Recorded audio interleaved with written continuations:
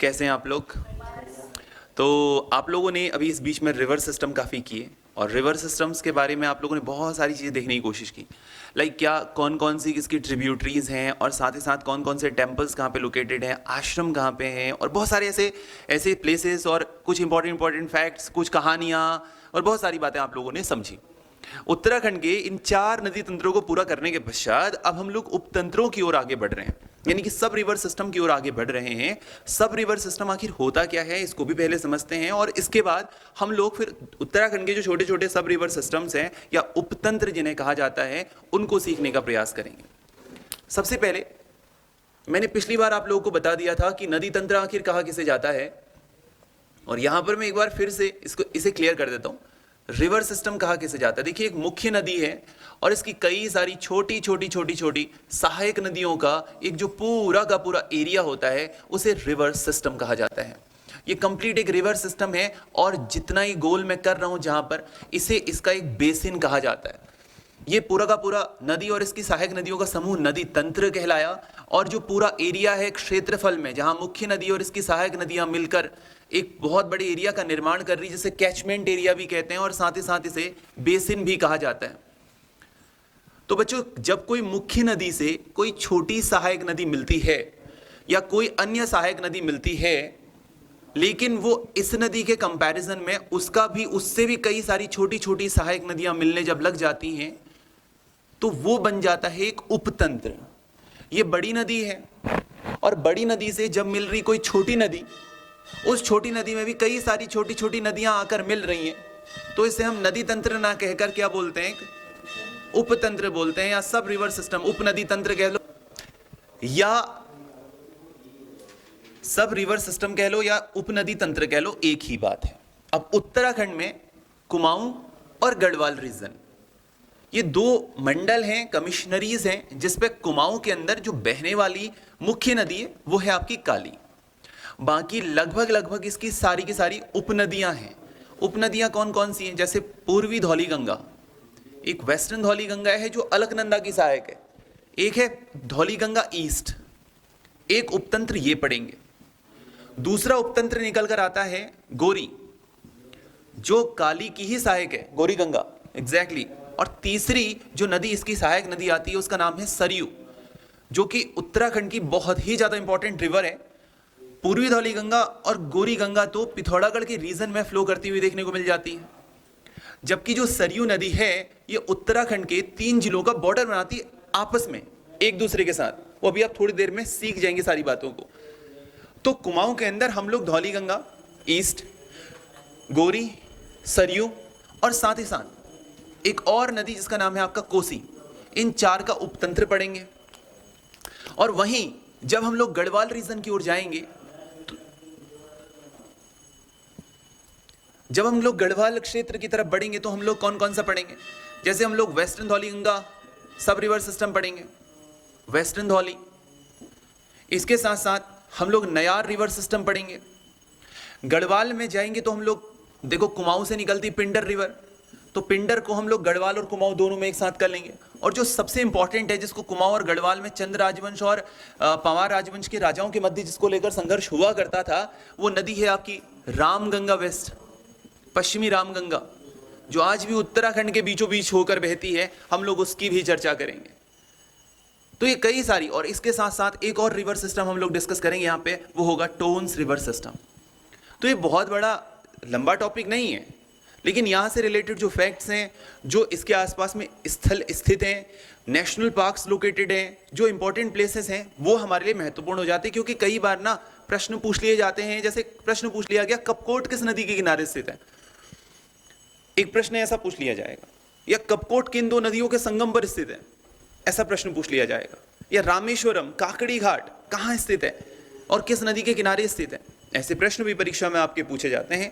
तो हम लोग उन सभी को आज क्लियर करने की कोशिश करेंगे। फिलहाल के लिए हम लोग जो पहला रिवर सिस्टम कुमाऊं के अंदर शुरू करने जा रहे हैं, उप नदी तंत्र शुरू करने जा रहे हैं, हम इसे कहेंगे आपका सरयू। हम लोग सरयू शुरू करने जा रहे हैं बच्चों। चलिए जी, अब बात करते हैं हम लोग उत्तराखंड के कुमाऊं रीजन पे, और कुमाऊं में भी हम लोग बात करें सरयू के लिए, लेकिन उससे पहले आप लोगों को कुछ बातें समझनी अनिवार्य है।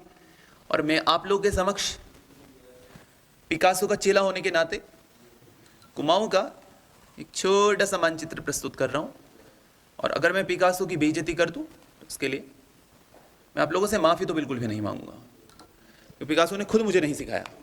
सो this is the region of Kumaon, and there are total 6 districts. अब फिलहाल 4 पे फोकस करना है, बाकी नैनीताल और उधम सिंह नगर को छोड़ देते हैं. ये अल्मोड़ा, यह है चंपावत, यह है बागेश्वर, और ये मिलेगा बच्चों आप लोग को पिथौरागढ़. ठीक है. बागेश्वर के अंदर 4 ब्लॉक्स हैं. सबसे पहला ब्लॉक ईस्टर्न साइड पे आपको देखने को मिलेगा, कांडा, बताया था, याद करो. दूसरा ब्लॉक जो आपको इस रीजन पे देखने को मिलेगा, इसका नाम है बागेश्वर ब्लॉक. काफी बड़ा है, मैं छोटा बना दिया इसको, बागेश्वर ब्लॉक. वेस्टर्न इलाका जो ये वाला रीजन मिलेगा, इस ब्लॉक का नाम है आपका कांडा, बागेश्वर, और ये है आपका गरुड़, और ये ब्लॉक पड़ता है आपका कपकोट. हाँ, क्या कह रहे हो? इसके अलावा अल्मोड़ा आ जाओ. अल्मोड़ा में 2 ब्लॉक से याद रखना. एक ब्लॉक का नाम है भैंसिया छाना, क्या छाना, और दूसरा भनोली. चंपावत में एक ब्लॉक याद रखिएगा, लोहा घाट.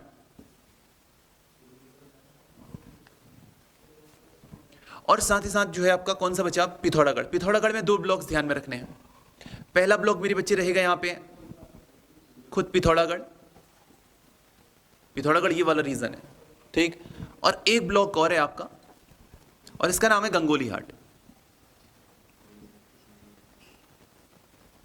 ठीक मित्र. अब आप सुपर फोकस मोड, आप लोगों का पूरा ध्यान यहां चाहता हूं मैं थोड़ी देर के लिए, बस थोड़ी देर के लिए रुक जाइए. आप सब नोट कर लीजिएगा, थोड़ी देर के लिए पहले सुन लीजिए मुझे आप एक बार प्लीज. मैं रिक्वेस्ट कर रहा हूं सभी लोगों से. ये कौन सा ब्लॉक बताया मैंने, ये वाला बागेश्वर. अब सुनना, कपकोट में इसके नॉर्दर्न इलाकों में जाओ तो यहां आपको पूरा एक ग्लेशियर रीजन मिलेगा, ग्लेशियर वाला इलाका मिलेगा आपको. यही मैंने आपको बताया था ना, सबसे लास्ट पॉइंट इनका पड़ता है द्वाली. द्वाली से पैदल जाना पड़ता है फिर नॉर्दर्न हिस्से को. द्वाली के थोड़ा नीचे आ जाओ, यहां पर एक जगह पड़ती है जिसका नाम है झुनी, और इसे आज की डेट में हम लोग झुंडी कहते हैं. झुंडी के थोड़ा नीचे पड़ता है सरमूल. सरमूल, इसी सरमूल नामक स्थान से ओरिजिनेशन होता है कुमाऊं की सबसे पवित्र नदी कही जाने वाली, जिसका नाम उस नदी का नाम क्या है आपका, सरयू नदी. यह सरयू नदी बिल्कुल बागेश्वर के बीचों बीच से होते हुए बहती बच्चों, बागेश्वर के बीचों बीच से होते हुए बहती है. और बागेश्वर से होते हुए फिर ये नदी जो है, ध्यान से देखिएगा, ये प्रवेश करती है बॉर्डर पे. किस किस के बॉर्डर पे, अल्मोड़ा और पिथौरागढ़ के बॉर्डर पे. ठीक है मेरे बच्चे, किस किस का बॉर्डर बना रही है आपका, अल्मोड़ा और पिथौरागढ़ का बॉर्डर बना रही है. और इसके बाद फिर ये बनाती है चंपावत और पिथौरागढ़ का बॉर्डर. समझ पा रहे हो मेरी बात को? और इसी तरीके से फ्लो करते हुए फाइनली ये कहां मिल जाती है आपकी, पंचेश्वर नामक स्थान पर. पंचेश्वर नामक स्थान पर ये मिलती है यहां नॉर्थ से आने वाली, कालापानी क्षेत्रों से आने वाली एक नदी, जिसका नाम क्या है आपका, काली नदी. एग्जैक्टली बच्चे, बहुत बढ़िया. इस नदी को अगर आप लोग देखेंगे, इसके वेस्ट से, यानी कि इसी कपकोट क्षेत्र के वेस्ट से पिंडर नदी गरुड़ से होते हुए चमोली प्रवेश करती है. इसके ईस्ट से मिलम ग्लेशियर के आसपास से एक नदी फ्लो करती है, जो कि पिथौरागढ़ और बागेश्वर का बॉर्डर बनाती है कुछ दूरी तक. इसे ही कहा जाता है आपका, ये इधर की तरफ फ्लो करती है. ये कौन सी नदी है, ईस्टर्न रामगंगा. जो रामगंगा इसकी सहायक नदी है आपकी. फिर ये इधर बहते हुए आगे ईस्टर्न रामगंगा जो है आपका रामेश्वर नामक स्थान पर इससे मिलेगी. वो हम लोग अभी डिस्कस करेंगे अच्छे से. ये हमने चीजों को देख लिया है, समझ लिया है. अब क्या करते हैं, ये अब देखिए, अगर मैं आपको बेसिक थोड़ा सरयू नदी का बेसिक्स बताऊं. सबसे पहले सरयू को सरजू भी कहा जाता है, सरजू नदी. ठीक है, इसे कुमाऊं की सबसे पवित्र नदी कहा गया है. सबसे पवित्र नदी कहां कहा गया इसे, मानस खंड में. इसको ध्यान रखिएगा आप लोग, इसे मानस खंड में कुमाऊं की सबसे पवित्र नदी कहा गया है. और उत्तराखंड की सबसे पवित्र नदी से कौन से ग्रंथ में कहा गया है आप लोग बताएंगे मुझे. मैं पिछली बार भी इस बारे में बताया हुआ था। उत्तराखंड की सबसे पवित्र नदी से कौन सी पुस्तक में कहा गया है? इसके साथ साथ इसका देखिए, इसका रामचरितमानस में नाम क्या है? रामचरितमानस में इसे मानस नंदिनी कहा गया है। मानस नंदिनी नाम इसका हमें देखने को मिल जाता है। ठीक है, उत्तराखंड के 146 किलोमीटर में इसका प्रभाव क्षेत्र देखने को मिलता है, जहां ये नदी बागेश्वर में मुख्य रूप से बहती हुई अल्मोड़ा और पिथौरागढ़, चंपावत और पिथौरागढ़ का बॉर्डर बनाती है। ध्यान रखेंगे इतना आप लोग मेरे बच्चे। अब हम क्या कर रहे हैं, इसका मैं आपको एक बात बता दी थी कि यहां से ये कौन सी नदी गई है आपकी, इसका नाम कौन सा है? पिंडार रिवर, इसको पिंडर भी बोल देते हैं हम लोग। और ये वाली नदी कौन सी बताई मैंने आपको? रामगंगा, ईस्टर्न रामगंगा ना मेरे बच्चे। और बीचों बीच से कौन सी नदी आई आपकी? इसे सरयू कहा गया, सरजू कहा गया, सरभू कहा गया, सरभू भी इसे कहा जाता है, इसको ध्यान रखिएगा। अब इसी नदी का हम लोग एक पूरा रिवर सिस्टम तैयार कर रहे हैं, शुरू करते हैं इसको। ठीक है, इसे नोट करना है आप लोगों ने? अच्छा, कर लीजिए बच्चों। आपको एक जगह मिलेगी बागेश्वर में जिसे हम लोग पिंडारी ग्लेशियर बोलते हैं। ठीक है, और इसके थोड़ा नीचे आओगे आप लोग तो एक बुग्याल है यहाँ पे, जिसे बोलते हैं पकवा बुग्याल। आपसे प्रश्न पूछा जा सकता है कि पकवा बुग्याल कहाँ स्थित है। सब बागेश्वर की लोकेशन की हम लोग बात करें। कपकोट ब्लॉक है जो अभी तक मैंने आप लोगों को बताया था। जब बागेश्वर ब्लॉक में एंटर होंगे और जब सीमाओं में आएंगे तब हम अलग से बात करेंगे। तो पकवा बुग्याल हो गया। इसके ही जस्ट नीचे आपको एक जगह मिलेगी जिसे हम लोग ससुर घाट भी कहते हैं, ससुर घाट।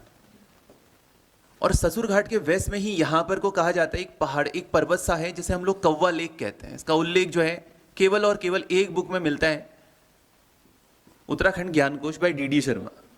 तो कौवा लेक का उल्लेख करते हुए डी शर्मा जी ये कहते हैं कि जो कौवा घाट है या कौवा लेक है, इसे घाट कह लो, बेसिकली इससे चलो लेक कह लेते हैं। लेक मतलब पर्वत की बात चल रही है। कहा जाता है कि उत्तराखंड में जब भी कोई आपका कौवा जो है उसकी डेथ होती है तो ऐसी कंडीशन में वो दूसरे जो कौवा कहीं अगर बागेश्वर के अलावा कहीं और उसकी मृत्यु हो जाती है, कहीं पर भी उसकी मृत्यु होती है, तो उसका कोई पंख जो है वो कौवा लेक में पहुंचा दिया जाता है। बागेश्वर में ऐसी मान्यताएं हैं और ये कौवा लेक का उल्लेख सिर्फ और सिर्फ डी शर्मा अपनी पुस्तक में करते हैं, या पिंडदानी समझ लीजिए आप एक तरीके से। यस, तो ससुर घाट और इसी के पास में आपको झुनी नामक स्थान मिलेगा, झुनी। और झुनी के जस्ट थोड़ा सा नीचे जब आप लोग आएंगे तो यहां पर स्थित है सरमूल। इसी झुनी को हम लोग झुंडी भी बोलते हैं। तो ये सब बागेश्वर की ही प्लेसेस हैं। और बागेश्वर में सरमूल नामक स्थान से इसी के पास से एक नदी का ओरिजिनेशन होता है, जिसे हम लोग किस नाम से जानते हैं? अभी आपका सरयू नदी के नाम से हम लोग जानते हैं। तो मेरे बच्चे, हम सरयू नदी का ओरिजिनेशन करा रहे हैं यहां से। और सरयू नदी ओरिजिनेट होते होते यहां से ओरिजिनेट होती है और इस पर कई सारी छोटी छोटी, देखो ना, नदी का छोटा रूप कहलाता है गाड़। तो इस पर कई सारी छोटी छोटी गाड़ आकर मिलती हैं और कौन कौन सी हैं उन पर एक एक करके हम लोग बात कर लेते हैं। ठीक है, पहले मैंने आपको क्या बताया? सबसे पहला ग्लेशियर कौन सा है आपका? पिंडारी ग्लेशियर, फिर पकवा बुग्याल, ससुर घाट, झुनी, सरमूल, ये आसपास में स्थित है। इसके वेस्ट में आपको मैंने किसकी बात की थी? कौवा लेक की बात की थी। ठीक है, अब देखिएगा, शुरू करते हैं इसको हम लोग। इससे सरयू से मिलने वाली सबसे पहले इसकी सहायक नदी, इसका नाम है रेवती। रेवती नदी इसकी सबसे पहली सहायक नदी है। रेवती के साथ साथ दूसरी इसकी जो सहायक नदी उसका नाम है भद्रागाड़। अब ये ऊपर नीचे हो सकता है, इसको देख लीजिएगा आप लोग। घाटगाड़ सहायक नदियां हैं, इसको ध्यान रखना हम लोगों ने। रेवती गाड़, भद्रागाड़, घाटगाड़।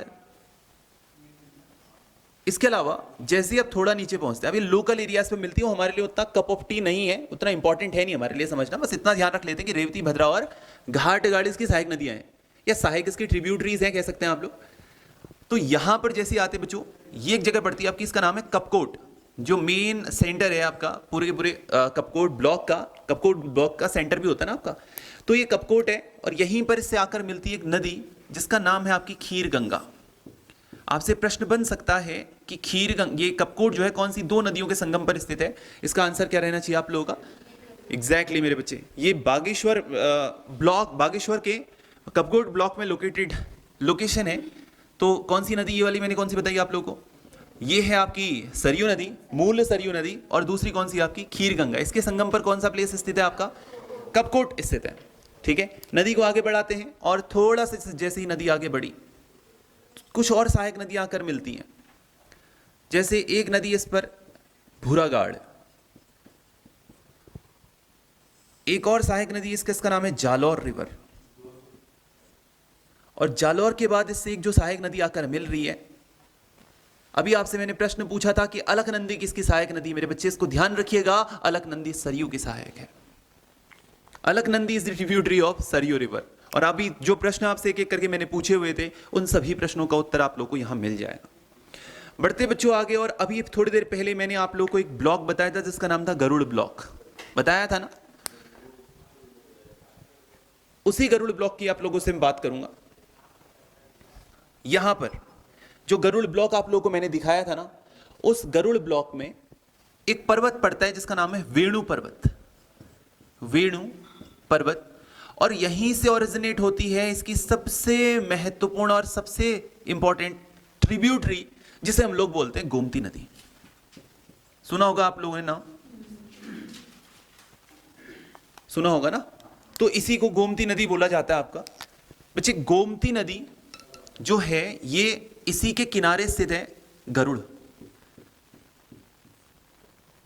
गरुड़ लोकेशन, जो मेन ब्लॉक है आपका गरुड़, यहीं लोकेटेड है। और गरुड़ के पास में ही आप लोगों को मिल जाएगा कत्यूरियों का, जो कत्यूरियों की बात की राजधानी है, बात का क्षेत्र आप लोग कह सकते हैं। लाइक क्या, मैं एग्जांपल के तौर पे बताता हूं। आप लोगों ने कार्तिकेयपुर राजवंश के बारे में सुना है? अभी इतिहास पढ़ेंगे हम लोग, तब आप लोग समझेंगे इसके बारे में कि कार्तिकेयपुर राजवंश जो था वो चमोली में उसका राइज हुआ, उदय हुआ चांदपुरगढ़ के क्षेत्रों के आसपास में, और 300 वर्षों तक उन्होंने चांदपुरगढ़ क्षेत्र यानी कि कार्तिकेयपुर वाले क्षेत्र में ही अपनी राजधानी को स्थापित किए रखा। 300 सालों के बाद 1000 ईस्वी के आसपास में उन्होंने अपनी राजधानी को कत्यूर घाटी में शिफ्ट किया, और तब से लोग कत्यूरी कहलाए। कत्यूरी शब्द का सबसे पहली बार तथाकथित उपयोग जो है करने वाले व्यक्ति रहे हैं E.T. एटकिंसन, जिन्होंने 1882 में 24 संग्रह पुस्तकों का, अलग अलग संग्रहों का, जो पहले 2 संकलन थे जिसका नाम क्या था आपका? हिमालयन गजेटियर, वो प्रकाशित किया था। उस हिमालयन गजेटियर के अंदर सबसे पहली बार कहा गया था ये एरिया कत्यूर घाटी है। तो इसी कत्यूर घाटी, यानी इसी को कौन सा रीजन कहा जाता है आपका? बैजनाथ रीजन। कत्यूर घाटी भी कह सकते हैं, बैजनाथ रीजन भी कह सकते हैं। कहां स्थित है मेरे बच्चे? ये गरुड़ ब्लॉक में ही लोकेटेड है। बागेश्वर अलग लोकेशन है, गरुड़ ब्लॉक अलग लोकेशन, अभी दिखा दी थी मैंने आप लोगों को लोकेशन सारी की सारी। तो बैजनाथ यहाँ है। इसके थोड़ा आगे आओ, ये नदी का पानी यहाँ सिंचाई व्यवस्थाएं करवाने के लिए, मतलब सिंचाई व्यवस्थाएं अच्छी करने के लिए बैजनाथ बैराज का निर्माण हुआ है। बैजनाथ बैराज, मैं आपको लास्ट टाइम पे बता चुका हूं कि बैराज आखिर कहा किसे जाता है? किसे कहा जाता है बैराज? नदी की दिशा को मोड़ने के लिए बनाए गए बांध के छोटे रूप कहलाते हैं बैराज। इरिगेशन की फैसिलिटीज और बहुत सारी सुविधाएं इसमें उपलब्ध कराई जाती हैं। अब इसके बाद ये जो नदी है वो चलती, इस पर भी कई सारी सहायक नदियां इसकी, जस्ट लीव दैट, जो वो परीक्षा के लिए उतनी महत्वपूर्ण नहीं है, मेरा जहां तक मानना है। इसके बाद हम लोग पहुंचते हैं मेन सेंटर पे, जहां सरयू और गोमती का संगम हो रहा है, और ये संगम स्थल कहलाता है व्याघ्रेश्वर, जिसे कालांतर में नाम परिवर्तित करते करते बागेश्वर कहा जाने लगा, और वर्तमान समय में भी इसे बागेश्वर ही कह रहे हैं। अब पता नहीं आप लोग की जो जनरेशन आती है, हो सकता है कल के दिन कुछ भयंकर वाले अंग्रेज बन जाएं, तो इसे कुछ और ही कहने लग जाएं। बागेश्वर को पता नहीं अब क्या कहेंगे, जैसे तामता को टमटा बना दिया उन्होंने, है ना, तमसा को टोन्स बना दिया उन्होंने। तो ऐसी आगे आपकी जनरेशन, कुमाऊनी और गढ़वाली कल्चर नहीं सिखाया गया उनको, तो फिर वो ऐसे ऐसे शब्दों का इस्तेमाल करेंगे कि आपको लगेगा ओ हो, इसी दिन के लिए पैदा किया था इसे।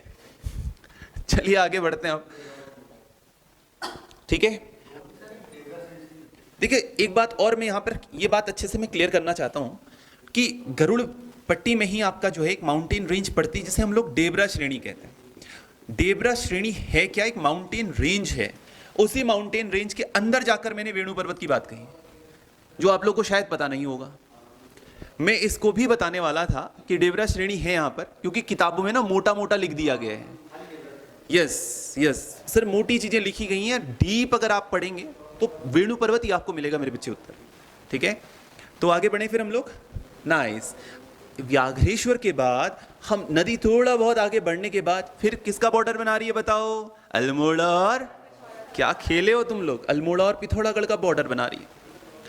अल्मोड़ा और पिथौरागढ़ का बॉर्डर बनाते हुए जब ये नदी आगे बढ़ती है ना, तो इस पर एक छोटी सी सहायक नदी और आकर मिलती है जिसका नाम है कल्यूर नदी।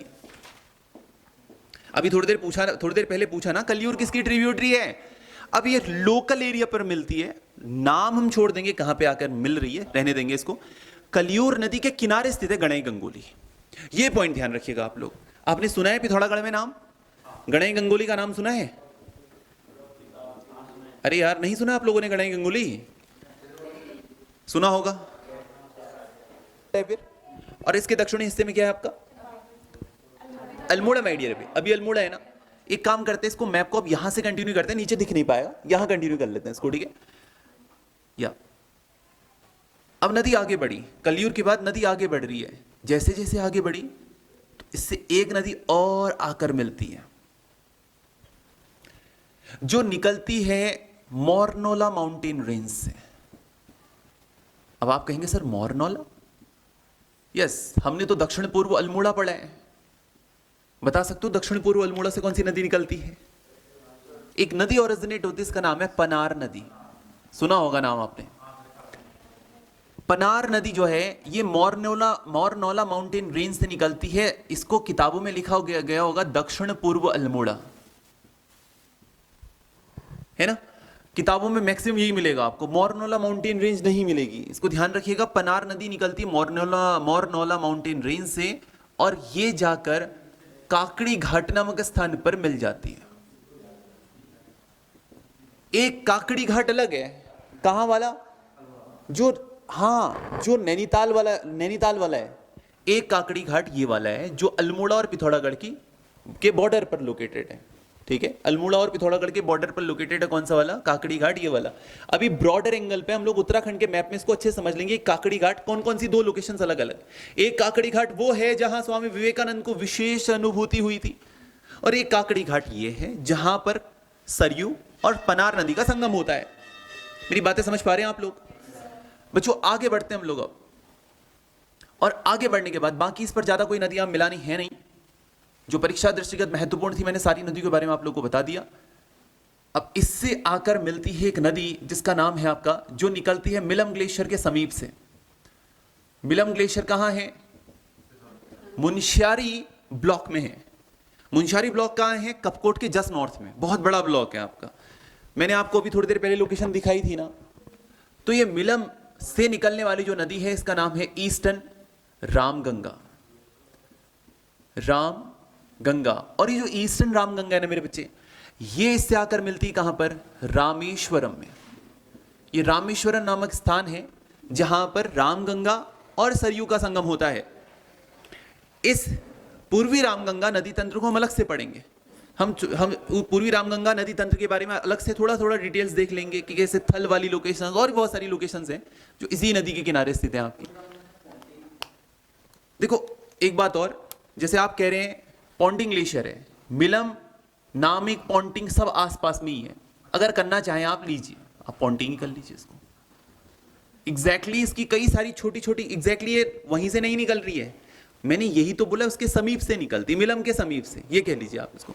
मिलम के समीप से निकल रही है, पॉन्टिंग के समीप से निकल रही है। अलग अलग जलधाराओं से मिलकर एक नई जलधारा बनती है आपकी। तो रामेश्वरम नामक स्थान पर मिलकर ये जो नदी है जिसको हम लोग सरयू कह रहे हैं। अब देखिए इस पर ना चार बहुत इंपॉर्टेंट रिवर्स हैं। कौन कौन सी चार इंपॉर्टेंट रिवर्स होगी आपकी? सबसे पहली है गोमती, ठीक, मतलब इस पूरे नदी तंत्र के अंदर। दूसरी नदी कौन सी होगी आपकी? ईस्टर्न रामगंगा। तीसरी नदी कौन सी होगी? पनार। और चौथी कौन सी होगी? खुद सरयू, ठीक। और थोड़ा आगे आने के बाद एक जगह पड़ती है आपकी पंचेश्वर। ये जो पंचेश्वर नामक स्थान है यहां पर ये मिल जाती है काली नदी से। गोमती एक, पनार दो, रामगंगा ईस्टर्न रामगंगा तीन, सरयू खुद चौथी हो गई, और यस, तो ये क्या कर रही है, अपना पूरा ये 4 नदियां अपना जल जो है कहाँ मिला रही हैं, पंचेश्वर के पास में। किससे मिला रही हैं? काली से। और ये पंचेश्वर नामक स्थान पर ही ना एक इंपॉर्टेंट डैम बनने जा रहा है, जिसका नाम क्या है आपका? पंचेश्वर बांध। यस, उसके बारे में मैं आप लोगों को एक पूरी डिटेल लेक्चर अभी देने वाला हूँ, 1-1.5 घंटे की उस पर बात चली।